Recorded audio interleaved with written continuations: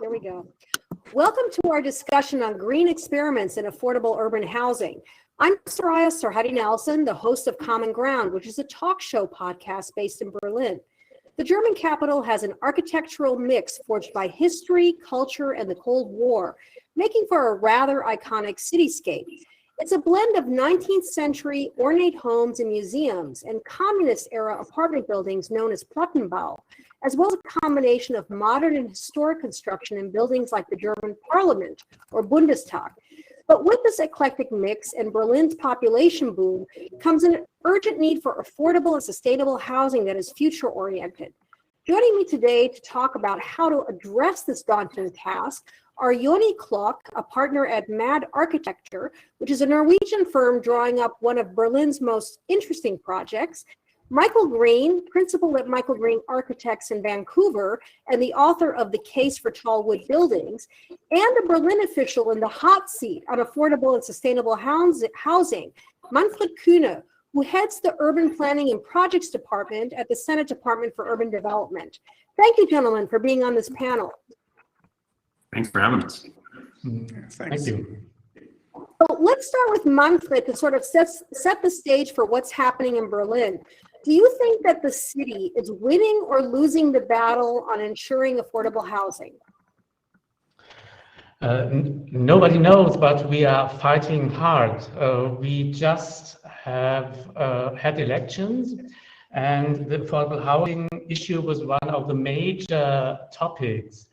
And in the course of the election, there was also a referendum. There is an initiative to expropriate all major private housing companies. I think that will not happen, but it gives you an idea how urgent is an affordable housing strategy in the city. And at the moment, a new coalition of 3 parties is starting and negotiating its program, and that will be a central point. And it is very controversial between the Social Democrats that are a little bit more moderate, the Left Party, the former Communist Party, and the Green Party. And so we have a lot of instruments and policies, but our neighbors, the citizens of Berlin, think we are not doing already enough. So Yoni, let me ask you about a Berlin project that will be Germany's, if not Europe's, tallest wooden building. Tell us about Woho, as it's called, or Woho, if you're pronouncing it the American style. What are you trying to accomplish with the project?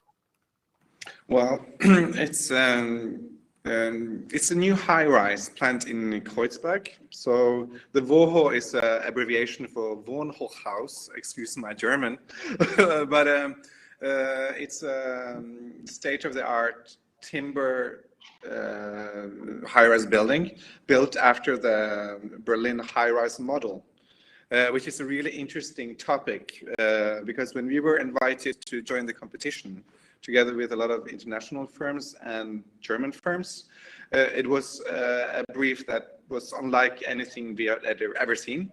So that project will never happen in Norway, even though we are social democrats and very idealistic. Berlin's policies are so much more rebellious and so much more fun to work with. So the whole idea behind that project is to establish a high-rise building or create a Kreuzberg Mischung or a city block stacked vertically on top of each other, and having a mix of programs, some 60% residential, 25% commercial, and 15% educational and other sort of infrastructural kind of programs. And we have tried to create this kind of building that has a base which is public, so everyone first can go there when it's finished in a few years, connecting a base with a public stair, and having all kinds of different ownership models of apartments in the building. So it's an eclectic mix of programs, which is really particular to Berlin. And of course, being built in wood, being 98 meters tall, it's a statement piece. But at the same time, that you have a statement piece, it still has this social edge to it because it's a friendly high-rise, as we call it. Yeah. Well, it's interesting, and it's also near Potsdamer Platz, which of course is an iconic square that used to be sort of the division or near the division point between East and West. It's also interesting here in Berlin because I actually live next door to what may have been Berlin's first timber frame apartment building called E3. So I'm going to ask Michael, whose firm built Oregon State University in the United States, Oregon Forest Science Complex, which the dean there has described as a living laboratory. Michael, why wood? I mean, why timber frames? I mean, doesn't this construction exacerbate the crisis with the world's jungles and forests? So yeah, complex answer to that one, but let me try to knit it together with the full story of what Yoni and Manfred both said as well. So affordability fundamentally is something that the whole world is in crisis around. It's not unique to Germany. It's actually the conversation happening in most major cities all over the world because the cost of buildings is expensive. The other issue is that we have to build an enormous amount of buildings over the next 20 years to serve mankind globally. About 3 billion people need a new home over that time. And while we do that, we have to think about what the implications are for the climate. And within 8 years, 8.5 years, our goal, hopefully coming out of upcoming COP26, is to halve global carbon emissions within the next 8 years in order to keep us on track to hold climate change to 1.5 degrees. So when you mix the issue of affordability, meeting this global housing demand, mixing with the issue of climate change, we have to consider that a lot of the major ways we build are very bad for climate. Wood is unique, and when I say wood, not all wood is equal. So wood coming out of especially northern or the far south where the forest is replenished, that wood is a renewable resource that stores carbon and gives us a chance to build buildings that are actually carbon neutral in their embodied carbon, the materials in the building. That doesn't mean we cut down all trees in the world, and it doesn't mean we don't replant. And in fact, what's really important is in places like the Amazon, where we talk about deforestation, or even in Africa, where we talk about deforestation, those are environments where this idea doesn't work as well. The Amazon doesn't regrow trees very well. Of course, the forest is being cut for agricultural land, not for buildings. But more importantly, it's not being replenished. And we need the Amazon. We need forests to be growing globally in order to also sequester and capture carbon to address climate change. So this is an idea that works in northern climates really well, where we regrow trees in Scandinavia and Germany, certainly, or here in North America. But it's not a universal solution. In the end, it knits together a solution that can make buildings more affordable, certainly can house the world, and most importantly, can do it in a climate-sensitive way. So to elaborate on that question, Yoni, I wanted to ask you, how do we create more affordable housing in rapidly changing cities and build in a sustainable and eco-friendly way? Well, as far as we do a lot of sustainable projects, and we say that we have a toolbox of how we design sustainable buildings. And I will come back to the Woho is like, of course, building in is one of them. Another one is reusing other materials from other projects or transformation projects. But I'm going to stay on topic with discussing wood today. And if you build with wood, it's a much lighter material, so it's easier to build, it's faster to build. If it's hard, the ground is hard to work with, you need to have less foundation with wood because it's lighter, and it's really, really easy to shape and form, so it's really good to use for industrialization. And all of these things that makes it practical to work with, makes it easier to build faster, less noise pollution when it comes to urban projects especially. And if you build faster, it's a less of an impact on your neighborhood. So it's all those three things. And since you can industrialize products, then we also can do it cheaper. And of course, in the Woho project, it's having a density, because it's quite high density. Of course, it's 29 floors, a lot of apartments. But when you combine that with the Berlin high-rise model, where you want to have an added value to the project, in addition to the architecture itself, then it's possible to make affordable buildings and still make nice architecture, as far as we see it. And of course, we also think that sustainability, one part of, everyone is working with technology, and technology is the solution to every sort of sustainability issue we have.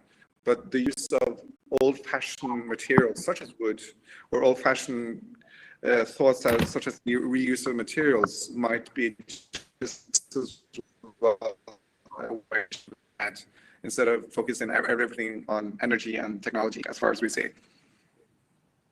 Manfred, do you see wooden buildings as being as strong and long-lasting as the Altbau, or old construction, basically the concrete and steel constructions we see here in Berlin? I mean, after all, many of these buildings, including the one I'm standing in right at this moment, managed to survive 2 world wars. So are these wood timber frame buildings something that you think are going to be around as long here in Berlin?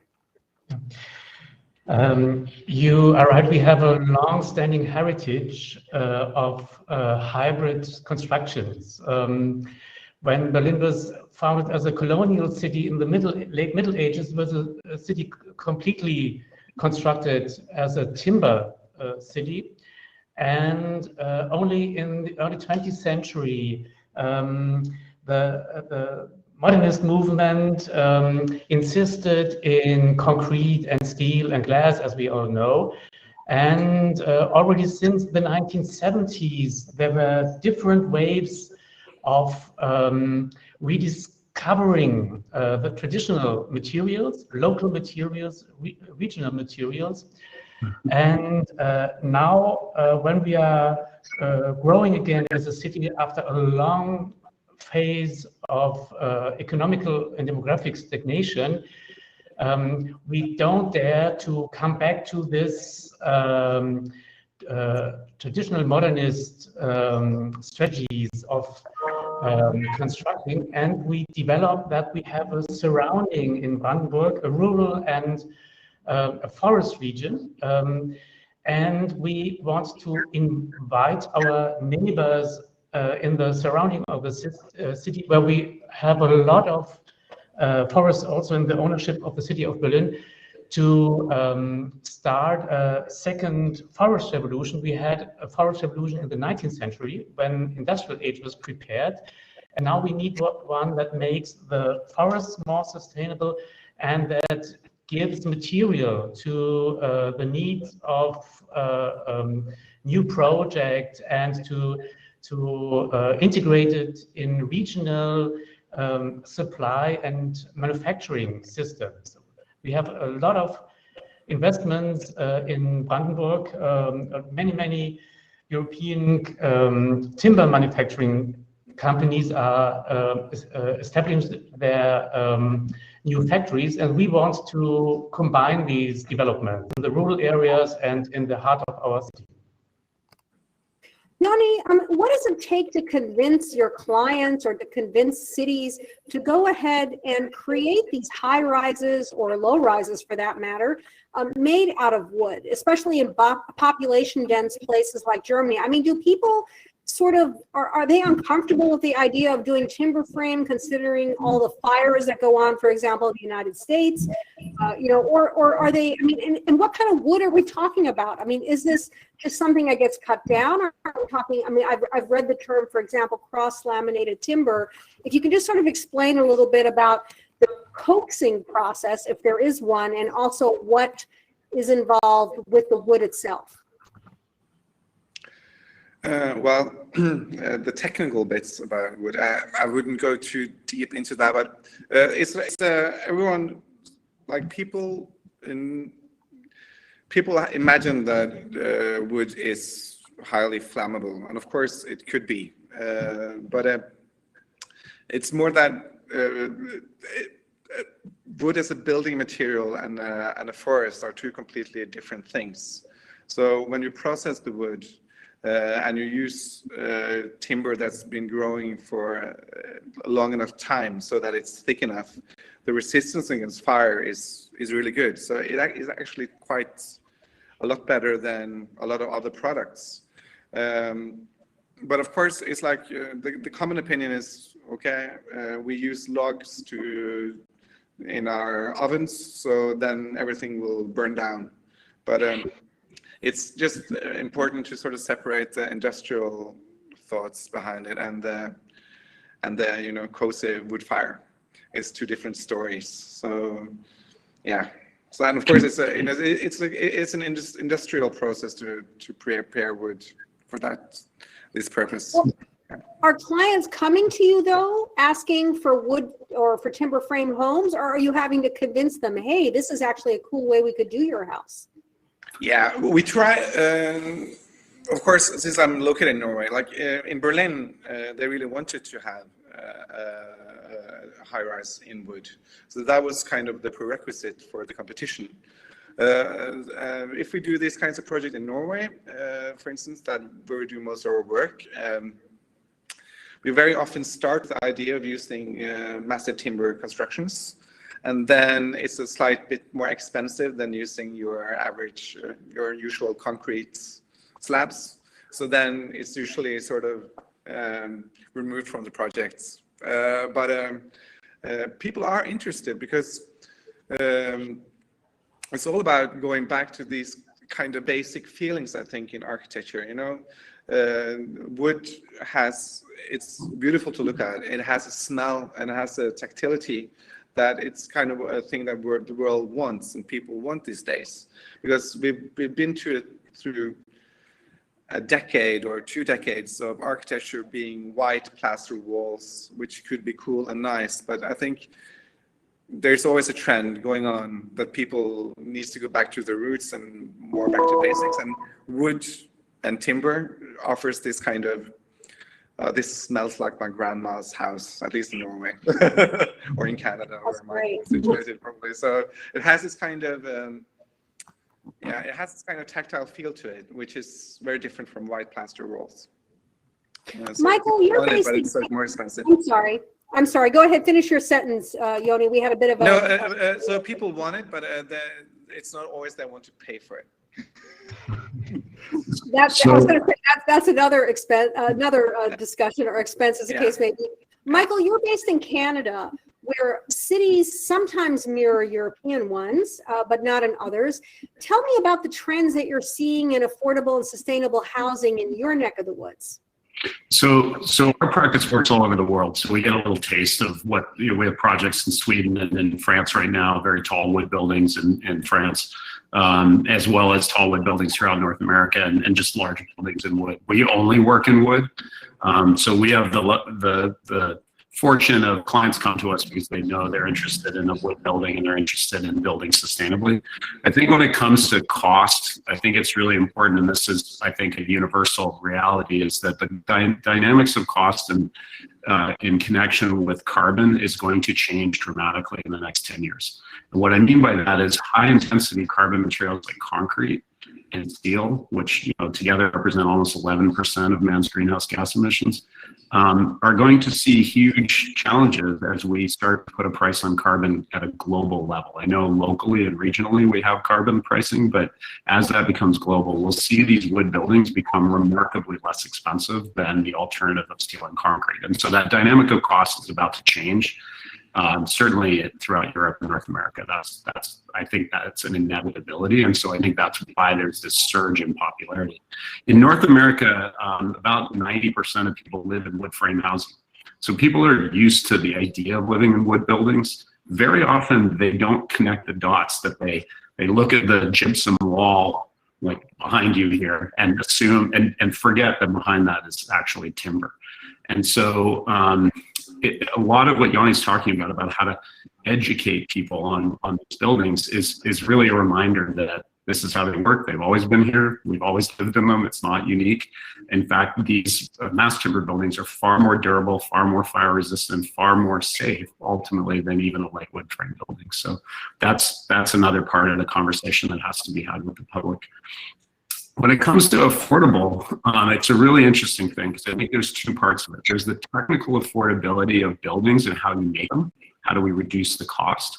I think as we move to building in off-site conditions instead of on-site, so we're moving into factory build, It increases our ability to build efficiently and more affordably and actually more sustainably.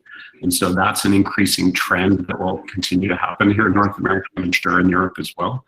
I think also, and that's the technical side of how we build.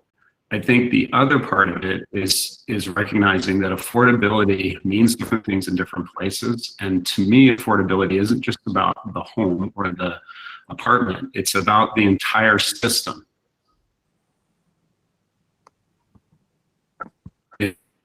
So that means, is there good access to food? Is there good access to outdoor space and parks and playgrounds and family cohesiveness? And all those things, those social value side, are really important to affordability. As is, what's the cost to heat and cool your home, right? You could build an affordable building, but if it's cheap quality, as unfortunately we see a fair amount in North America, your heating bill may be so expensive you can't actually afford to be there. And those things all kind of have to work together, and we have to think about affordability as a lifestyle, a complete story of affordability, not just the building cost piece of it. And so, there's a lot of changes in those trends that are happening here. And I think Yoni touched on one that I think is really, really important about wood specifically.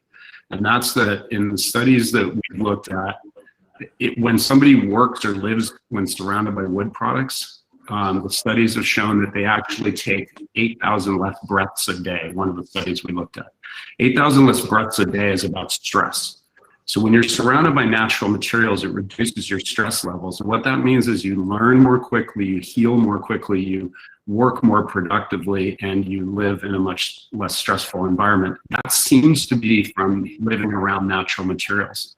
The measurement of those choices in society isn't made typically in a building. But think about what that means to a family living with a modest income. If you can change the dynamic of human health, education, and work productivity, less sick days away from work because you somehow have reduced stress rates by living around these natural materials, now we're thinking about this notion of affordability in much more dynamic ways. It's not as simple as just, is that an inexpensive building? Is this an empowering building to bring people greater wealth, greater generational wealth, and an ability to, thrive ultimately in society. That's the way we have to think about building, not just individual cost per square meter as we often do. I agree with Michael. Just to say, I just have to say that I agree very much. I just have to say that because it's kind of, it's more like a question: can we afford not to take in the social part of building sustainable? So, and that's all about the mix-up program, the use of materials, and all of those things that needs to be part of the whole story about sustainability and affordability. I was going to ask Manfred, since he's in the policy end of this, what you see. I mean, obviously Berlin has been at the forefront of some, shall we say, controversial housing initiatives, whether it be the rent cap or even now the expropriation of apartments from large landlords. I'm wondering, in terms of sustainable building, where you see this going. I mean, is this going to be something that Berlin focuses on, and is it a model that other cities could follow in Germany and elsewhere? The Berlin affordable housing crisis has special conditions that don't exist in most German cities and don't exist in most European cities. But anyway, the question how to finance affordable housing units in the cooperation with private investment, and especially in the cooperation with municipal housing companies. We have a long tradition of municipal housing companies. For example, the modernist movement in the 1920s was mainly about affordable housing, and many of these housing estates are today on the World Heritage List. For us, high design quality and affordability is a long-standing issue, and we have long-standing experiences. For example, optimizing the supply and manufacturing chains. and to standardizing the housing production. We had it in an extreme way in the socialist times when every building was prefabricated, and we've tried to find reasonable approaches in the manufacturing sector, in the supply chain, in the funding sector, because expectation in the field of affordable housing in Berlin are very strange. We expect to deliver housing units for €6.50 square meter. That's incredible low rent level. But it's in the context of a low income tradition in our city. 10 years ago, Berlin was the capital of unemployment in Germany, and we recently emerged as the startup capital of Central Europe, and now we have to balance that. And so I think we have a lot of common experiences with cities like Vienna. They had also a long-standing affordable housing policy, and we have a lot of experience to share with countries and cities that always practiced timber construction, as we heard it from Canada, the US, or for example, Scandinavia, or for example, the Eastern European countries. Question of each of you, and please keep your answers short. We have 4 minutes left at this stage. So I'll start with Yoni, and it's the same question for all of you. What do you see in your city or country in the short or long term, let's say 10 or 50 years, in terms of affordability and sustainability in architecture? I mean, what needs to happen ideologically and systemically in order to make sure that you have the kind of sustainable housing or sustainable architecture that we all need? And again, Yoni can start. Yoni, did you drop? Did we lose you there for a moment? Okay, so just quickly, dial ahead 10 or 50 years. What is needed? What needs to happen ideologically and systemically in order to ensure that there is sustainable housing, sustainable architecture? And to keep your answer short, please, because we're down to like 2.5 minutes. And Yoni can start. Oh, we just lost Yoni, I think. Yeah, I'll jump in. Did we lose Yoni? So let me jump in while he comes back online. So I think I think we're going to see massive changes in every industry globally as a result of climate impact, and that means rethinking the way we build, the technology of how we build, where we build, all the choices around electrification of the planet and how those impact building. And I think what that will look like when it comes to affordability is some degree of revisiting scale. Density is really important. I'm not convinced that it's tower density necessarily, but I think it's medium format density and smaller community centers. The pandemic has taught us that people actually are thriving for closer connection to nature, and that's an empowering part of life that we all crave. As a result, I think we're going to see a degree of decentralizing into more pocket scale cities in countries where that's possible. And certainly I think that's possible in North America. People won't want to commute as far and so forth. And that'll all be wrapped into the very complex issue of how to solve both affordability and climate at the same time. Manfred, what's your thought about what it's going to look like in Berlin 10 or 50 years from now? What sort of ideological or systemic change is necessary to make that happen? We have to continue our experimental projects to showcase how far we can get when we are experimental, and we need a synchronization of the municipal, the national, and the European funding and development strategies. And I think that's going on. There is an initiative from the European Union for a new European Bauhaus, and that's one of the indicators that on all three levels we need new reasonable strategies. Great. Well, I think we've lost Yoni, so we'll have to keep his answer for next year's program. But in the meanwhile, I wanted to thank the guests, prominent architects Yoni Klokk and Michael Green, and Manfred Kühne, head of Berlin's urban planning and projects, for taking part in this very interesting discussion. And a big thank you to all of you in the audience for joining us today. Enjoy the rest of the sessions. Thanks, everybody. Bye. Bye.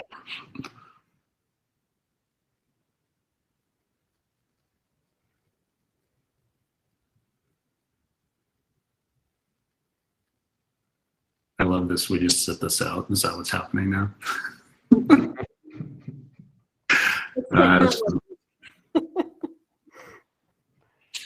The next 15 years are starting.